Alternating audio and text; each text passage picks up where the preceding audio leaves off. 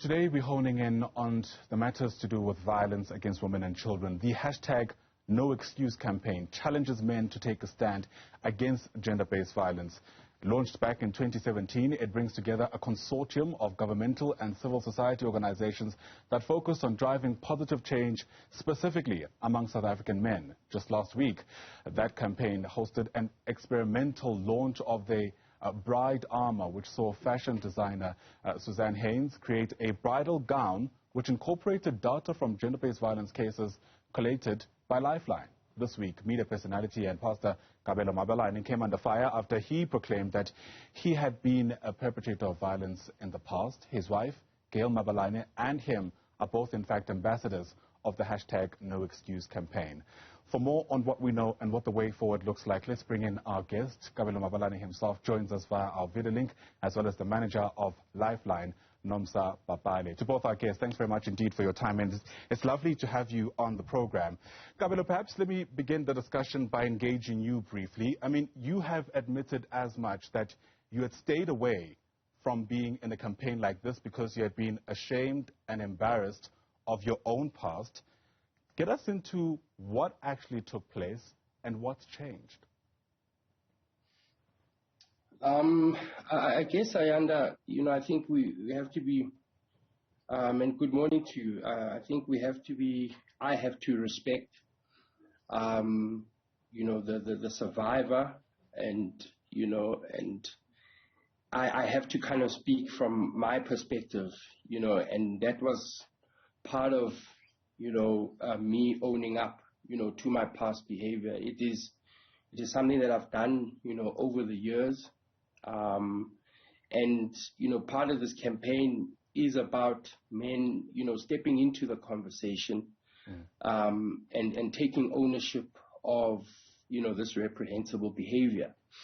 And taking ownership of this reprehensible, behavior encouraged by this campaign is not void of appreciating, understanding, or diminishing at all whatsoever the very real trauma that the victims and the survivors have had to endure. However, through this campaign, I was hoping, and I still hope, we can have multiple conversations at the same time, right, where we vehemently,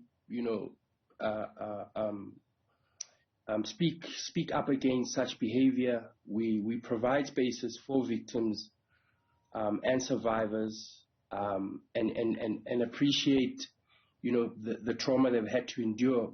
But parallel to that, I was hoping, is to have a conversation that then allows, the people causing the problem to be spoken to take responsibility, to take ownership, to start the path on towards healing.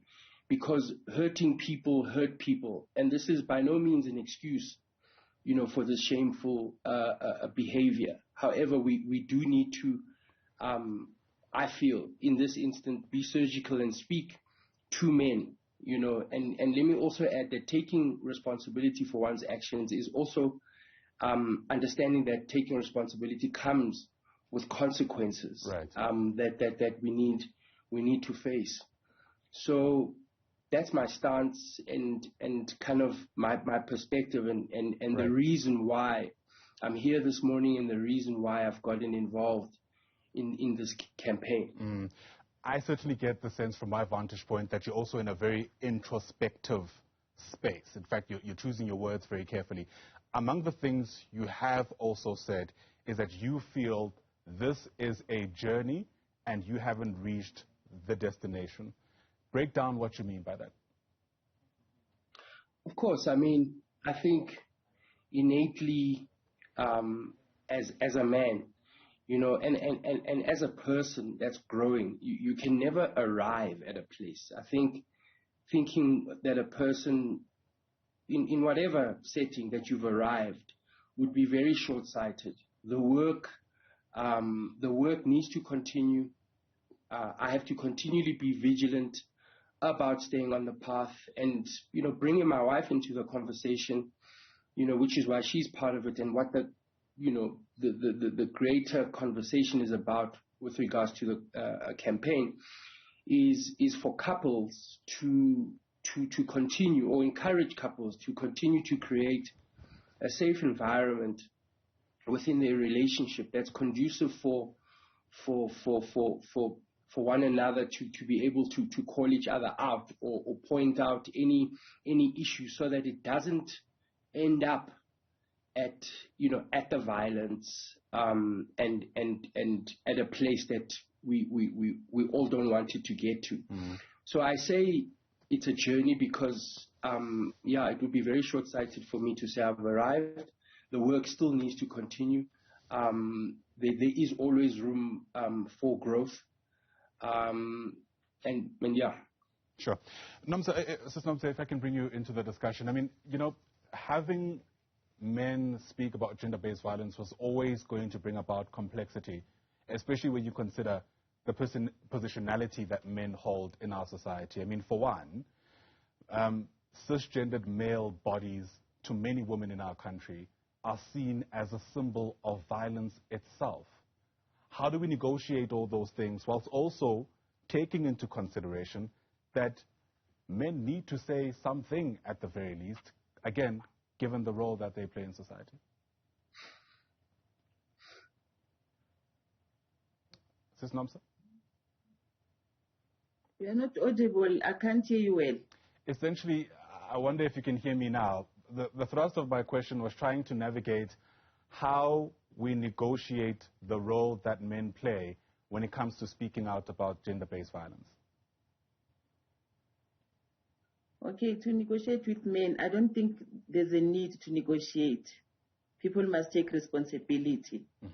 If we look at our theme for 16 days of activism, it says from awareness raising to accountability. So we have been out there preaching the violence against women and children, that it must stop. So there's no need to negotiate. Yeah. We just have to take accountability, the responsibility. Men need to stand out there, as Mr. Mabalane have mentioned, that you need to take responsibility and do what is right. What do we say to individuals, Sis Nomsa, who are saying that men shouldn't be taking up too much space when it comes to the conversations around gender-based violence? I wouldn't say they mustn't take too much space or less space. They need to be there. They are the perpetrators. So they must be there fighting with us to stop this gender-based violence and giving support and empowering other men. And I'm calling out on those perpetrators to come out and calling out those standbys to come out and let us fight this monster and ensure that the women and children are protected, they are safe. Yeah. Kabelo, you've also mentioned that, with every action, individuals must be prepared for the repercussions. And I think that in part was you alluding to some of the backlash that you've received. Let me hear from you what you reckon ought to be the response from people who are saying that, if you've been a perpetrator in the past, you have no business really speaking out against things that you yourself have done before.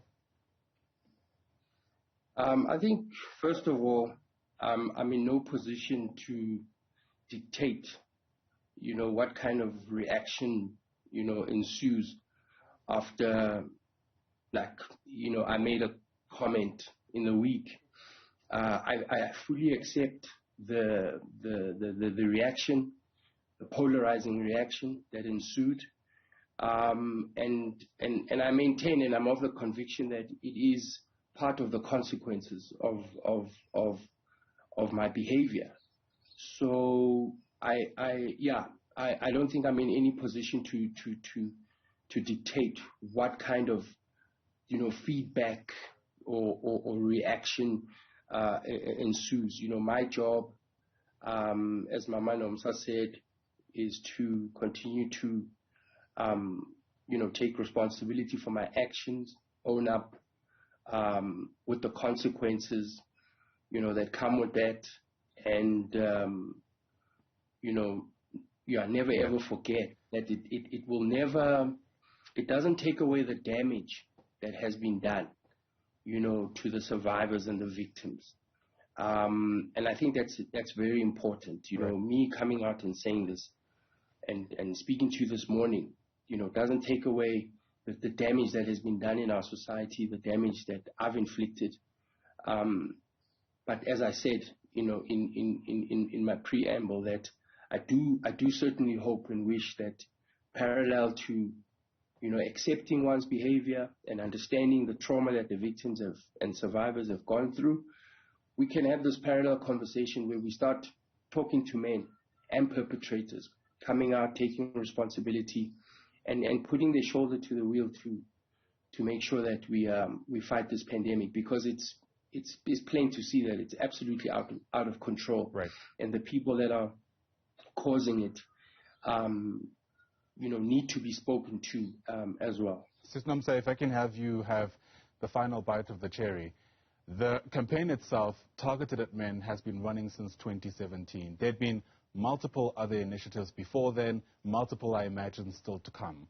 From your vantage point, what do you think it is that we're still struggling so devastatingly, really, to clamp down on the scourge of gender-based violence, despite all these different interventions? Yeah, I believe as a nation, we need to come together and stand together, and there must be understanding between all the genders so that we can fight this gender-based violence. And we need to look at our culture. I'm not saying culture is wrong. We need to look at the culture. What does the culture say? And men need to be empowered, to be educated in how they use a culture, because now some men will use culture to benefit themselves, to oppress women.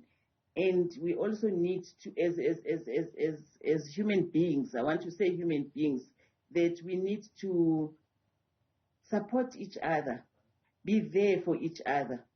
And once we come together, and I will go back to responsibility, that each and every one of us needs to take responsibility in ensuring that we live harmoniously.